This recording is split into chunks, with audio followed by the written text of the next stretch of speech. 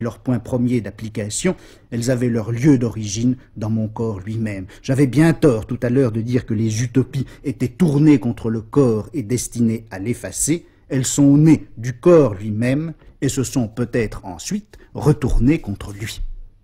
En tout cas, il y a une chose certaine, c'est que le corps humain est l'acteur principal de toutes les utopies. Après tout, une des plus vieilles utopies que les hommes se sont racontés à eux-mêmes, n'est-ce pas le rêve de corps immense, démesuré, qui dévorerait l'espace et maîtriserait le monde? C'est la vieille utopie des géants qu'on trouve au cœur de tant de légendes en Europe, en Afrique, en Océanie, en Asie. Cette vieille légende qui a si longtemps nourri l'imagination occidentale, de Prométhée à Gulliver. Le corps aussi est un grand acteur utopique quand il s'agit des masques, du maquillage et du tatouage. Se masquer, se maquiller, se tatouer, ce n'est pas exactement, comme on pourrait se l'imaginer, acquérir un autre corps, simplement un peu plus beau, mieux décoré, plus facilement reconnaissable. Se tatouer, se maquiller, se masquer, c'est sans doute tout autre chose. C'est faire entrer le corps en communication avec des pouvoirs secrets et des forces invisibles. Le masque, le signe tatoué, le phare, dépose sur le corps tout un langage énigmatique, tout un langage chiffré, secret, sacré, qui appelle sur ce même corps la violence du Dieu, la puissance sourde du sacré, ou la vivacité du désir. Le masque, le tatouage, le phare, ils placent le corps dans un autre espace. Ils le font entrer dans un lieu qui n'a pas de lieu directement dans le monde. Ils font de ce corps un fragment d'espace imaginaire qui va communiquer avec l'univers des divinités ou avec l'univers d'autrui. On sera saisi par les dieux ou on sera saisi par la personne qu'on vient de séduire.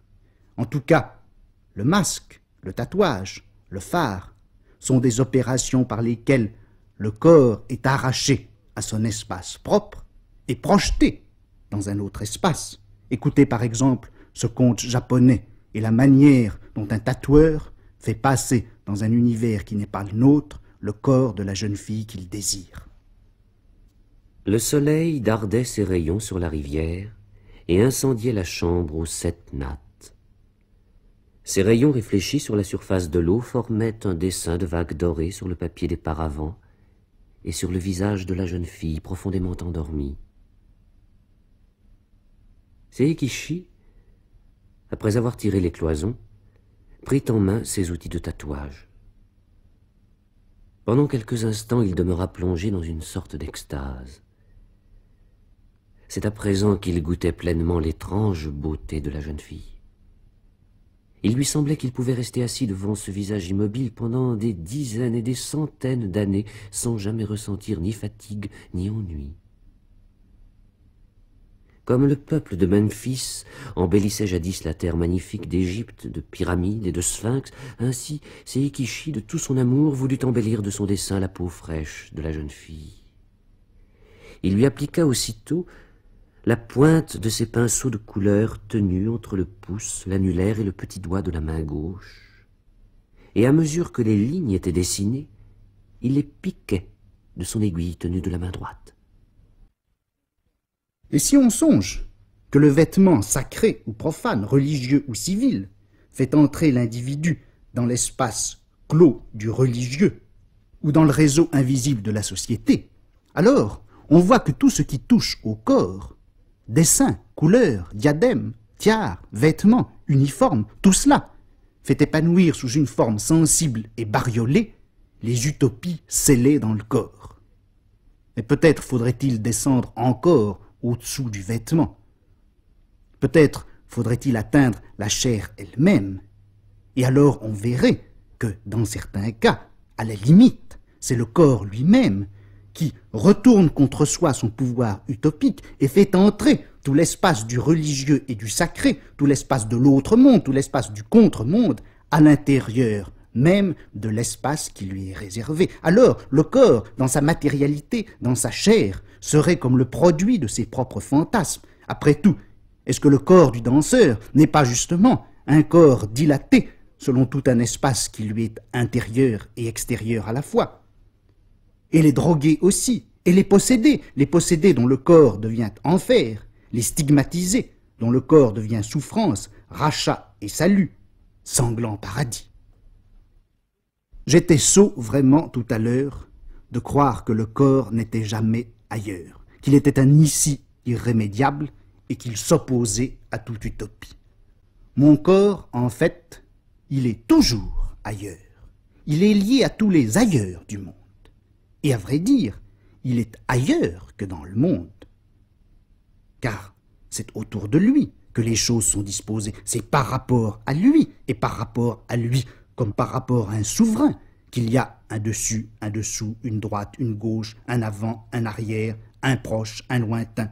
Le corps, il est le point zéro du monde, là où les chemins et les espaces viennent se croiser. Le corps, il n'est nulle part. Il est au cœur du monde, ce petit noyau utopique, à partir duquel je rêve, je parle, j'avance, j'imagine, je perçois les choses en leur place, et je les nie aussi par le pouvoir indéfini des utopies que j'imagine. Mon corps, il est comme la cité du soleil, il n'a pas de lieu, mais c'est de lui que sortent et que rayonnent tous les lieux possibles, réels ou utopiques. Après tout, les enfants mettent longtemps à savoir qu'ils ont un corps, pendant des mois, pendant plus d'une année. Ils n'ont qu'un corps dispersé, des membres, des cavités, des orifices. Et tout ceci ne s'organise, tout ceci ne prend littéralement corps que dans l'image du miroir. D'une façon plus étrange encore, les Grecs d'Homère n'avaient pas de mot pour désigner l'unité du corps, aussi paradoxal que ce soit. Devant Troie, sous les murs défendus par Hector et ses compagnons, il n'y avait pas de corps. Il y avait des bras levés, il y avait des poitrines courageuses, il y avait des jambes agiles, il y avait des casques étincelants au-dessus des têtes, il n'y avait pas de corps. Le mot grec qui veut dire corps n'apparaît chez Homère que pour désigner le cadavre. C'est ce cadavre, par conséquent, c'est le cadavre et c'est le miroir qui nous enseignent, enfin qui ont enseigné aux Grecs et qui enseignent maintenant aux enfants, que nous avons un corps, que ce corps a une forme, que cette forme a un contour, que dans ce contour il y a une épaisseur, un poids, bref, que le corps occupe un lieu. C'est le miroir et c'est le cadavre qui assignent un espace à l'expérience profondément et originairement utopique du corps. C'est le miroir et c'est le cadavre qui font taire et apaisent et ferment sur une clôture qui est maintenant pour nous scellée cette grande rage utopique qui délabre et volatilise à chaque instant notre corps. C'est grâce à eux, c'est grâce au miroir et au cadavre que notre corps n'est pas pure et simple utopie. Or, si l'on songe que l'image du miroir est logée pour nous dans un espace inaccessible, et que nous ne pourrons jamais être là où sera notre cadavre, si l'on songe que le miroir et le cadavre sont eux-mêmes dans un invincible ailleurs, alors on découvre que seules des utopies peuvent refermer sur elles-mêmes et cacher un instant l'utopie profonde et souveraine de notre corps. Peut-être faudrait-il dire aussi que faire l'amour, c'est sentir son corps se refermer sur soi, c'est enfin exister hors de toute utopie, avec toute sa densité entre les mains de l'autre, sous les doigts de l'autre qui vous parcourt. Toutes les parts invisibles de votre corps se mettent à exister. Contre les lèvres de l'autre, les vôtres deviennent sensibles. Devant ses yeux mi-clos, votre visage acquiert une certitude.